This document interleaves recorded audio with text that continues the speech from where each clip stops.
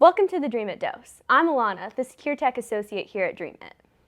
And I'm socially distanced Elliot, an associate on the health tech team. To become a Dreamit company, chances are it starts with a conversation with one of us. As VC associates, we're basically the frontline gatekeepers of the fund.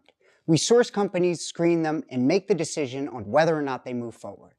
In our time at Dreamit, we've screened over 1,000 companies. So in the next 5 minutes, we'll give you the key tips that have helped companies overcome common hurdles that prevent them from getting in front of the rest of our team. Let's get started.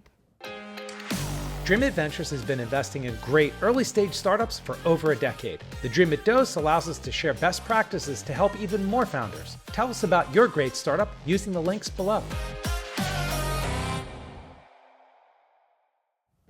Number 1, you should do your research before talking to us. I understand that as an entrepreneur, you've got a lot on your plate.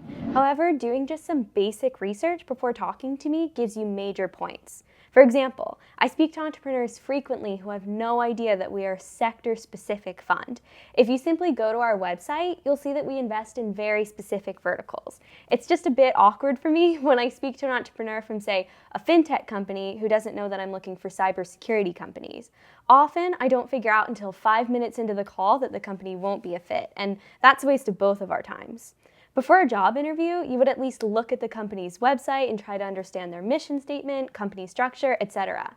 Do the same for any venture fund or accelerator that you're being considered by. Before speaking to an associate, gain a basic understanding of the fund's focus and stages they invest in. Looking at their portfolio companies will give you a good idea of whether or not your company will be a fit for their fund. If you can't find this information on the website, just ask these questions at the start of the call. Again, similarly to a job interview, asking questions will only help you since it shows us that you're genuinely interested in working together. Number 2, our time is limited. A screening call with an associate is often 30 minutes long, and in some cases only half that time. So in that short amount of time, I need to walk away from our meeting with a good understanding of a couple key elements. The first thing I need to understand is what you do and the problem you solve. I'm going to be honest here. Before the call, I try to visit your site, check out your deck, but as an associate, I talk to tons of companies and don't always have time to do a proper deep dive. So context is key, and that's something I didn't realize when I was a founder sitting on the other side of the table. It's critical you help the associate context switch by clearly describing your business model, industry subset, who you sell to, and how everything fits together. Because if I don't have that context, it's hard for me to fight for you. When I take this deal to weekly meetings, it will lack the key elements we need to move forward. What other key elements matter? Well, after what you do, I've tallied roughly 8 elements we'll need to cover. The market opportunity, the strength of your team, your secret sauce, unique value props or competitive advantage, your go-to-market and where your next million comes from, your outcomes, ROI, and how you've proved this adds value, your traction, both historic and the strength of your pipeline, your fundraising profile, how much you've raised, term, structure, and what the next round looks like. And finally, any industry-specific attributes like regulatory pathway or security certifications. This leads us to the final point. What's the next step?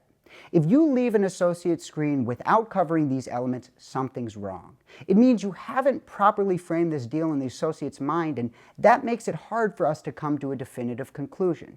Something we've found helpful is adding a snapshot slide at the beginning of the deck so the associate can capture many of these key details from the start. Luckily, we've got doses on all these elements, but these tend to be the critical ones to cover in a first screen.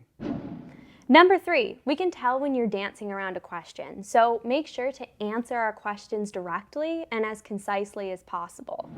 We understand if we didn't phrase a question well or if you need clarification, so don't be afraid to ask us what we're looking for in our questions. Just be aware that there are some critical pieces of information that we need to gather quickly.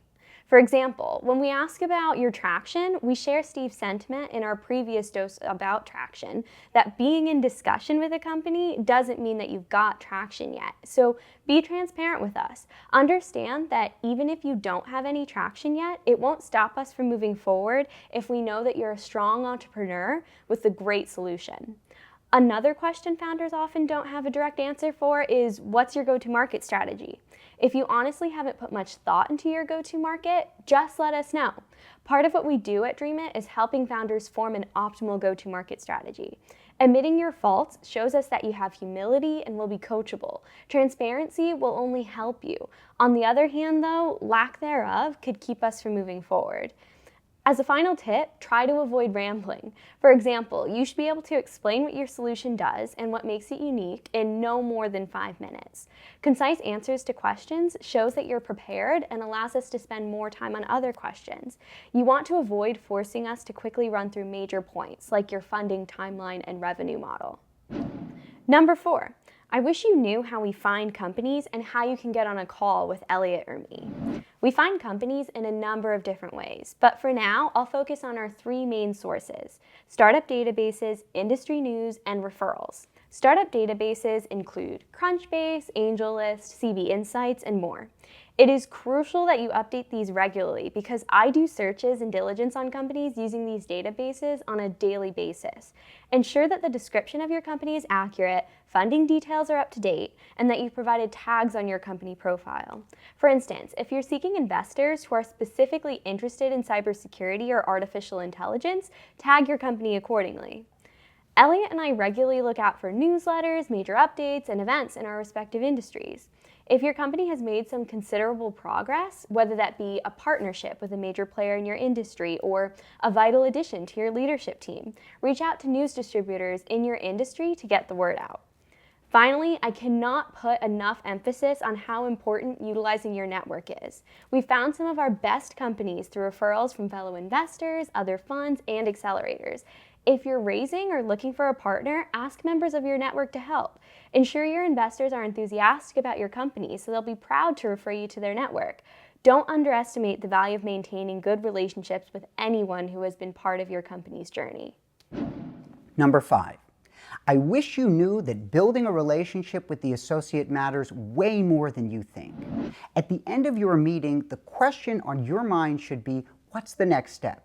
Is the associate interested in moving forward? In our experience, there are 3 types of post-meeting outcomes: clear no, clear yes, and gray area maybe. If it's a clear yes, you'll know it. The associate will typically tell you there's interest on their side and we'd like to move forward in the next stage of diligence. If the meeting outcome is a maybe, they need to consult the rest of their team before they can do anything else. That leaves us with the 3rd outcome, the no. The first type of no is no, not a fit. Good associates will be direct with you about this and just tell you.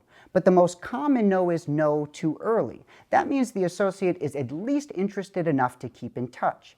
This is where relationship management with the associate matters. Figure out what they need to see from you next time to move forward. VCs love when founders come back to them having hit or exceeded the goals they laid out. Remember, follow-up is key. After your call ends, the associate is off screening another startup. The ones that don't check in some way fizzle out. The ones that do are the ones we remember. The best founders find ways of giving associates a reason to continue their relationship with the startup well after the call. That's it. Those are the 5 things VC associates wish founders knew before their next pitch. Number 1, do your research. You really should do a basic level of homework on the fund before the call. Number 2, our time is limited. Make sure to cover all the key points we need on the very first initial call. Number 3, answer our questions directly. Transparency is key in getting through our vetting process. Number 4, know how to be found. To get on our radar, utilize databases, industry news, and your network. And number 5, build a relationship with the associate. This is a long-term play and follow-up is critical. That's it. That's your Dreamit Dose in under 10 minutes. Please leave your questions in the comment section, and if you love this video, please like and subscribe. We've got a lot more coming. If you're a secure tech founder, email me at alana@dreamit.com. Health tech founders, email Elliot at dreamit.com. Thanks for watching. See you next time. Obviously, participating in The ones that don't, check in, and I'm not looking at the damn camera. We source companies, screen them, and make go, no-go decisions. Damn. That is... You can read it now. I know, that was totally a memory lapse.